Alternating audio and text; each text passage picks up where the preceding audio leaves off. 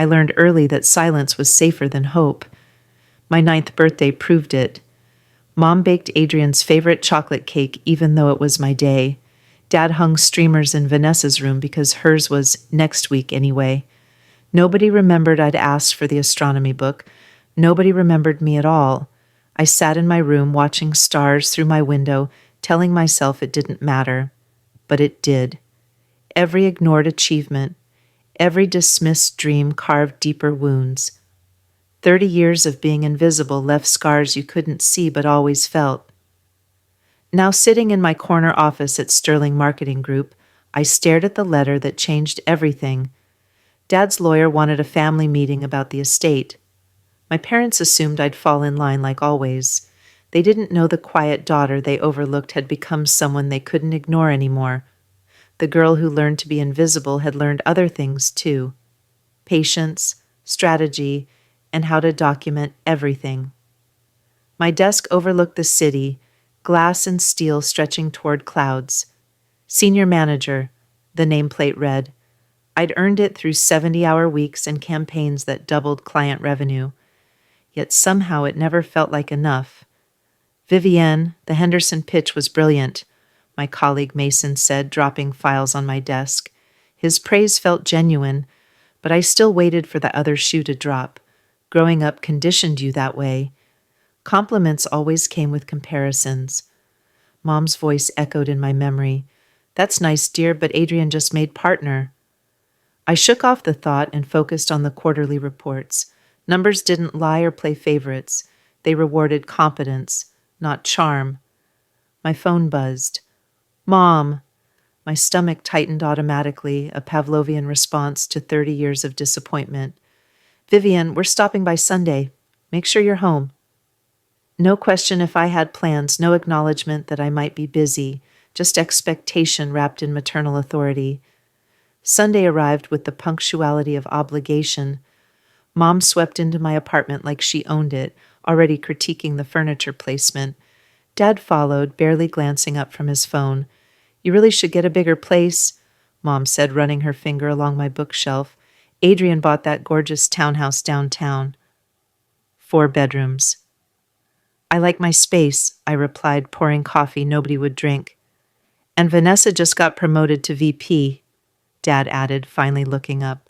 Her firm threw a huge celebration. I'd been promoted 3 months ago. Neither of them had asked about it. That's wonderful, I said, my voice flat. Mom settled on my couch, arranging herself like visiting royalty. We wanted to discuss something important. Your father's estate planning. My pulse quickened, but I kept my face neutral. Years of practice made me good at hiding reactions. The lawyer will contact everyone soon, Dad said. We expect this to go smoothly. Family should stay united. The word tasted bitter coming from him. The family dinner was worse than expected. Vanessa arrived in designer clothes, air-kissing Mom like they were best friends. Adrian showed up late, making it an entrance. Vivian, Vanessa said, her smile sharp. Still at that little marketing firm? Sterling isn't little, I replied evenly. We manage international accounts. How quaint, she said, already turning to Mom. I brought wine from that vineyard Dad loves. Throughout dinner, I watched the dynamic I'd endured for decades. Mom laughing at Adrian's mediocre jokes, Dad beaming at Vanessa's name-dropping, me pushing food around my plate, contributing facts nobody wanted to hear. Remember when Vivienne won that science fair? I'd tried once, desperate for recognition. Dad had frowned. Adrian was state champion that year. Now that was impressive. I stopped trying after that. Now I just observed, cataloging every slight, every dismissal. Documentation was power. I just hadn't known how to use it yet. The lawyer's office smelled like old wood and older money. Edmund Price looked exactly like his profession. Gray suit, grayer hair, expressions carefully neutral. Thank you all for coming, he said, arranging papers across his mahogany desk. My parents sat center, naturally. Vanessa and Adrian flanked them like royal guards. I took the chair by the door, my usual position on the family periphery. Your father's estate is substantial, Price began. Properties, investments, business holdings. The distribution requires careful consideration. Mom's hand found Dad's. Vanessa smirked at Adrian. They'd already divided everything in their minds. There are some unusual provisions, Price continued, and something in his tone made me pay attention. Mr. Cross included stipulations regarding character and contribution. Dad shifted uncomfortably. We'll handle the details privately, he said quickly. This is just preliminary. But Price's eyes found mine across the room, holding for a moment longer than necessary. A warning? An acknowledgement? I couldn't tell. What I knew was this. Something had changed. The attic smelled like forgotten things, dust, old paper, and secrets nobody meant to keep. I'd come looking for childhood photos, some proof I'd existed in this family beyond obligation. What I found was better. The letters sat in a shoebox marked Financial 1998. Mom's handwriting sprawled across pages to Dad's business partner. Adrian shows real promise. Vanessa has natural leadership. We should focus resources there. Another letter dated 3 years later. Vivian is fine academically, but lacks presence. Better to invest in the children with personality. My hand shook as I read. They'd discussed me like a failed investment, written off before I'd finished high school, but there was more. Letters to lawyers about trust funds, estate planning, explicit instructions to minimize my inheritance. She'll be comfortable enough. The others deserve the real wealth I photographed every page with my phone. Evidence. Cold, documented proof that my invisibility had been intentional. Monday morning brought clarity wrapped in anger. I watched my team present the Morrison campaign, their enthusiasm infectious. They respected me here, valued my input, trusted my judgment. Brilliant strategy, Vivian, my boss Diane said afterward. The client wants you leading their entire portfolio. Professional validation felt hollow against family rejection, but I was learning to separate the two. My worth wasn't determined by parents who'd never bothered to see me. At lunch, Mason mentioned his own family struggles. My dad always compared me to my brother, made me feel worthless. How'd you handle it? I asked. Stopped seeking his approval? Started building my own definition of success, he shrugged. Can't control what they think. Only what you do about it. His words settled over me like armor. I couldn't change 30 years of neglect, but I could control what happened next. I invited them to dinner at that restaurant Mom loved, the one with white tablecloths and prices that made statements. They came expecting appreciation, another evening of basking in their superior children's accomplishments. This is nice, Mom said, surprised. What's the occasion? Family, I replied simply, watching their faces. Throughout appetizers, I asked pointed questions. Mom, do you remember my college graduation? She frowned. Of course. It was lovely. You didn't come? You were at Adrian's work conference. Her fork paused. I'm sure that's not right, but it was. I'd kept the programs, the photos showing my empty seat where she should have been. Dad, what did I study? Silence. He genuinely didn't know. History and marketing, I supplied, Dean's List all 4 years. Well, we can't remember everything, he said defensively. No, I agreed.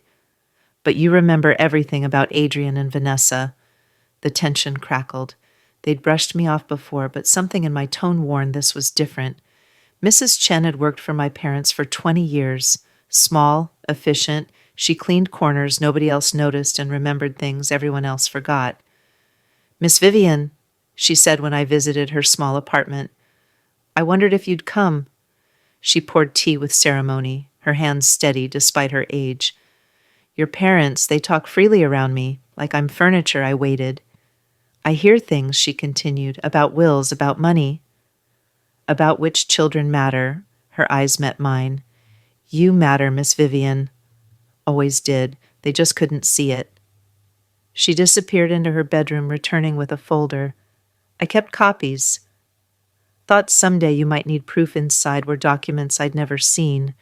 Original wills, amended versions, letters between my parents and lawyers, each change systematically reducing my share, redirecting wealth to my siblings.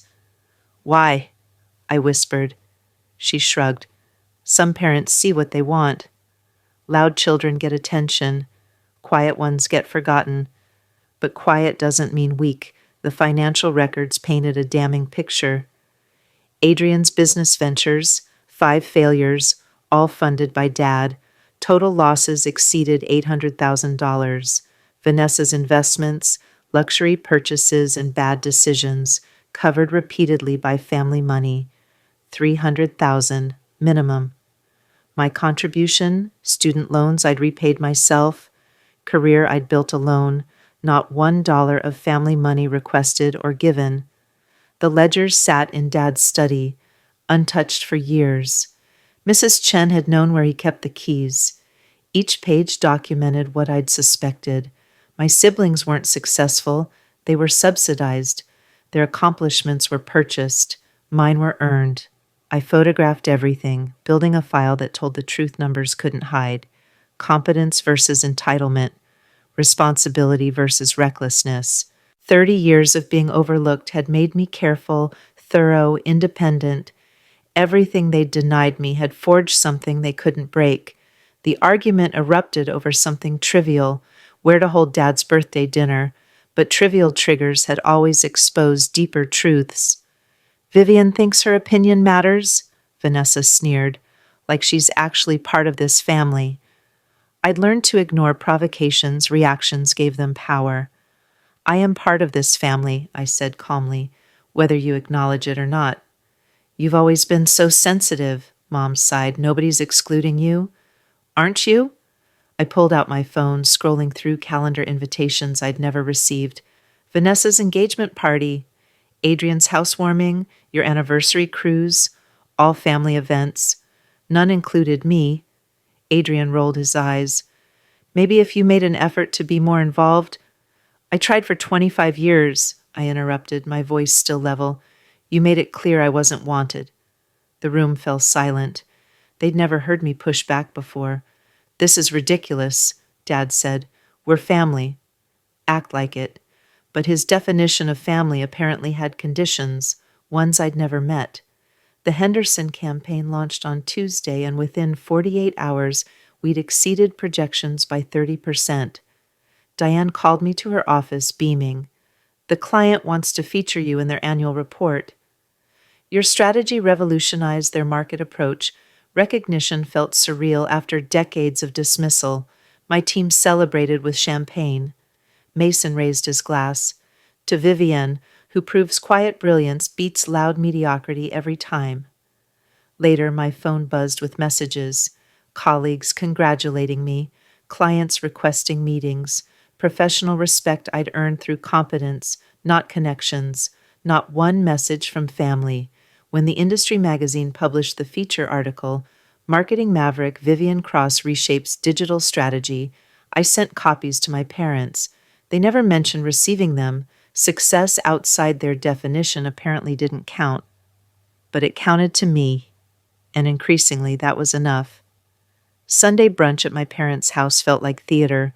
Mom presided over Eggs Benedict, Dad discussed golf handicaps, and my siblings performed their usual roles. Adrian, the charming son, Vanessa, the accomplished daughter. We've been thinking about the estate, Dad announced, cutting his food with surgical precision. It's important everything's handled properly. Mom nodded. Family legacy should honor those who've contributed most. Vanessa smiled. Adrian looked smug. Neither questioned who'd contributed what. Of course, Dad continued, we expect certain standards of behavior during this process. Dignity, unity, respect for family decisions. His eyes landed on me briefly, a warning disguised as expectation. They'd already decided how things would go. Siblings would inherit the bulk. I'd receive something token, expected to be grateful for scraps. They hadn't considered I might have learned to fight back, or that I'd already been fighting for years just quietly. The overlooked child had been paying attention all along. The codicil hid in plain sight, filed between insurance policies and property deeds. Mrs. Chen had shown me where Dad kept his private papers, the ones he thought nobody else knew about. Dated 5 years ago, the handwritten addendum changed everything. Upon further reflection, my estate should recognize not just relation, but character. Vivienne has demonstrated integrity, independence, and responsibility her siblings lack. Therefore, primary inheritance transfers to her, contingent on final review of all children's conduct and competence. My hands trembled reading it. Dad had seen, maybe not everything, but enough. Why hadn't he told anyone? Why leave it hidden? The document wasn't legally filed yet, just drafted. A safety measure? Insurance against his other children's recklessness? I photographed it carefully, unsure what it meant, but certain it mattered. Evidence was mounting. Each piece showed the gap between the family story and truth, between who they claimed to be and who they actually were. They moved fast once they sensed threat. Adrian called friendly. Hey, we should grab lunch, talk about family stuff translation, assess my position, remind me of my place. Vanessa tried subtlety. Mom's worried about you. You seem stressed. Maybe you should take a break from work, focus on family translation, back off, don't make waves. When charm failed, they shifted tactics. Rumors started circulating. Vivian's always been difficult. She's jealous of her siblings' success. Mental health struggles, you know. I recognized manipulation when I saw it. 30 years watching them operate had taught me every trick. I didn't fight back publicly. Instead, I documented each attempt, each lie, built my case piece by piece, let them underestimate the quiet daughter. They've been doing it for decades. Old habits die hard. Dad's former business partner looked exactly like I remembered, weathered, sharp-eyed, the kind of man who missed nothing. Vivienne, Harold said, shaking my hand, you've grown into your grandmother's eyes. I'd called him after finding his name in old correspondence. He'd worked with Dad for 20 years before some unexplained falling out. I heard you're asking questions about your family, he said over coffee. Smart. You should. What happened between you and Dad? Harold studied his cup.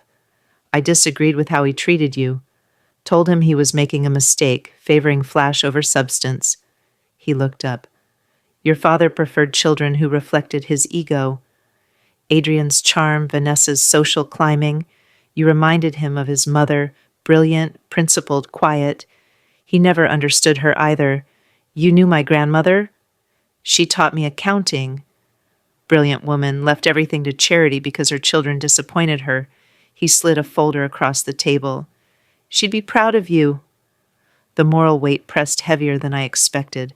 I had evidence now, proof of manipulation, favoritism, my siblings' incompetence. I could destroy the family narrative with a few strategic revelations. But should I? Mrs. Chen's words echoed, quiet doesn't mean weak. But did strength require vengeance? I called Harold again. If I expose everything, I win the inheritance but lose any chance of family reconciliation. You think reconciliation's possible? He asked gently.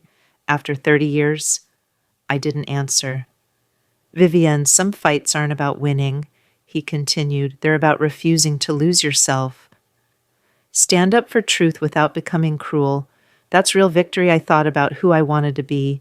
Not my parents, who chose favorites. Not my siblings, who chose entitlement.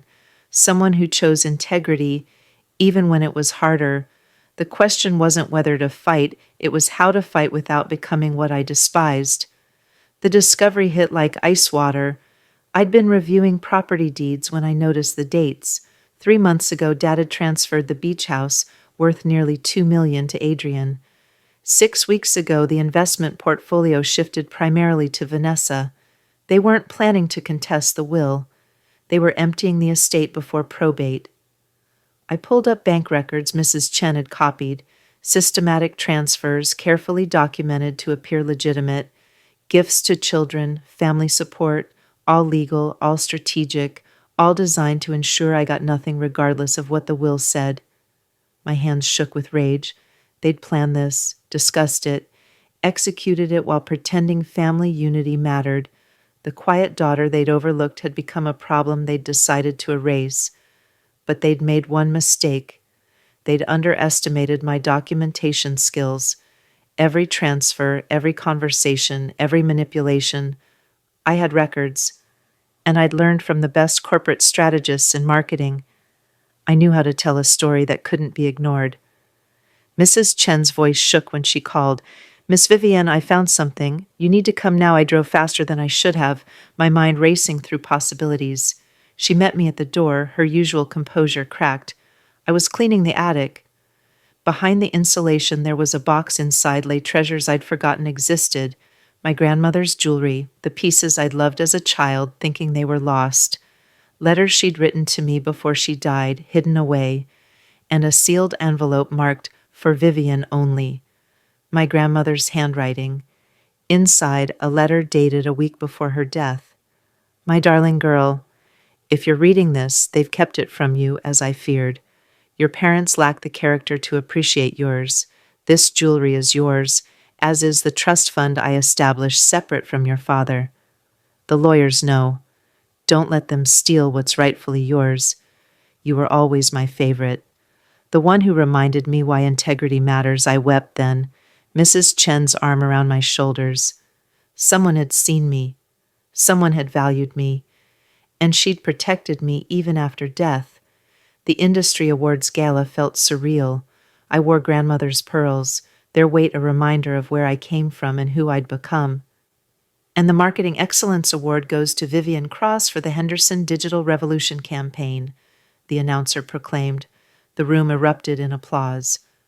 I walked to the stage, accepting the crystal trophy, facing a room full of professionals who respected competence over connection. My acceptance speech was brief.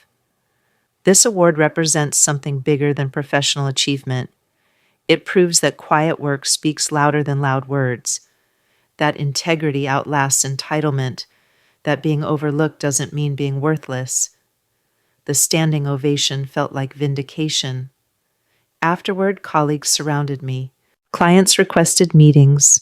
Job offers materialized. Everything my family said didn't matter here. I posted photos online, tagging my parents, my siblings. Let them see what invisible looked like when it shined. They didn't comment. They never did. But I knew they saw it, and that was enough. Vanessa's facade cracked at Mom's garden party. I watched her argue with her husband about money, her voice sharp with desperation. "The trust fund should have covered this," she hissed. "Your parents keep cutting you off," he replied. "Maybe because you keep spending recklessly." Adrian fared no better. His latest business venture had collapsed, investors demanding repayment. He cornered Dad near the roses, begging for another bailout. "You've had enough," Dad said, his voice weary. "Figure it out yourself." Their entitlement was collapsing under reality's weight. Years of subsidized living couldn't sustain itself forever. I stayed quiet, watching their perfect lives unravel. No satisfaction, just observation. They'd built castles on foundations of family money. Now the money was running out and the castles were crumbling. Mom found me by the fountain. "You look pleased with yourself." "I look observant," I corrected. "There's a difference." Her jaw tightened. She wasn't used to my responses having edges. The family meeting Dad called felt like an ambush. Everyone gathered in his study, tension thick enough to choke on. "We need to discuss the estate," Dad began, his usual authority wavering. "Recent complications require clarification." I pulled out my folder, months of documentation organized perfectly. Complications like the fraudulent transfers, the hidden assets, the systematic attempt to disinherit me. Silence. "I have copies of everything," I continued, my voice steady. "Property transfers, financial records, letters discussing how to minimize my inheritance, the codicil you never filed recognizing my character over their incompetence." Mom's face drained of color. Adrian looked furious. Vanessa actually paled. "I also have grandmother's letter," I said softly, "the one you hid. And documentation of the trust fund you pretended didn't exist."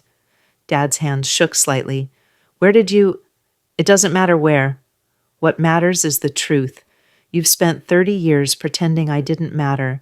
The evidence proves otherwise." Harold's words echoed. "Stand up for truth without becoming cruel." I'm not here for revenge, I said. I'm here for recognition. The confrontation built like a storm.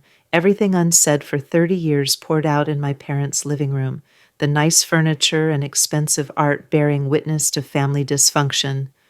You chose them over me every single time, I said, voice steady despite the rage underneath. Every achievement ignored, every milestone forgotten. Every time I needed you, you were celebrating them. We didn't choose, Mom started. Yes, you did. The letters prove it. The financial records prove it. 30 years of documented neglect prove it. I placed documents on the coffee table one by one. Adrian's failed businesses, $800,000 in bailouts, Vanessa's reckless spending, $300,000 in gifts. My requests for help? Zero, because I never asked. Dad's face hardened. We gave you an education. I paid my own loans. You gave them everything else. I pulled out the codicil. You knew. 5 years ago, you realized they were liabilities, and I was the responsible one. You wrote this but never filed it because you couldn't admit you'd been wrong about me for decades. The legal resolution came faster than expected. Once I presented evidence of fraudulent transfers and hidden trusts, Dad's lawyers advised immediate settlement. My inheritance. Grandmother's full trust fund, the jewelry, and a fair portion of the estate calculated before the suspicious transfers. Adrian and Vanessa kept what they'd received but gained nothing more. My parents retained their home and income but lost the power to control the narrative. In the lawyer's office, Dad looked older, diminished. I didn't realize, he said quietly. You never tried to realize, I replied. That was the point. Mom's eyes were dry, her pride too intact for tears. What now? Now I move forward. With people who choose to see me, I thought of my team, my colleagues, Harold, Mrs. Chen, found family built on respect rather than obligation. You taught me something valuable, I told them. Being overlooked made me observant. Being dismissed made me determined. Being invisible made me impossible to ignore once I decided to be seen. 6 months later, I stood in my new office, Senior Vice President, my name on the door. Mrs. Chen visited often, bringing tea and stories about grandmother. Harold became a mentor, teaching me the business wisdom Dad never shared. My parents sent occasional emails, stilted attempts at connection. I responded politely but without warmth. Some relationships couldn't be rebuilt, only acknowledged and released. Adrian and Vanessa I heard about through mutual acquaintances. They'd moved away, their borrowed prestige finally exhausted. I felt no triumph in their struggles, just quiet relief that I'd escaped their pattern. The inheritance sat invested, growing slowly. Grandmother's jewelry lived in my safe, worn on special occasions when I needed to remember someone had valued me. On my office wall hung the award, grandmother's letter framed beside it. 2 kinds of recognition, earned and given. Both mattered. Both proved the same truth. Being overlooked never meant being worthless. It just meant the people doing the overlooking weren't worth your time. I'd spent 30 years seeking approval from people who couldn't see me. Now I surrounded myself with people who did. That wasn't just victory. That was freedom. And after everything, freedom felt exactly like coming home.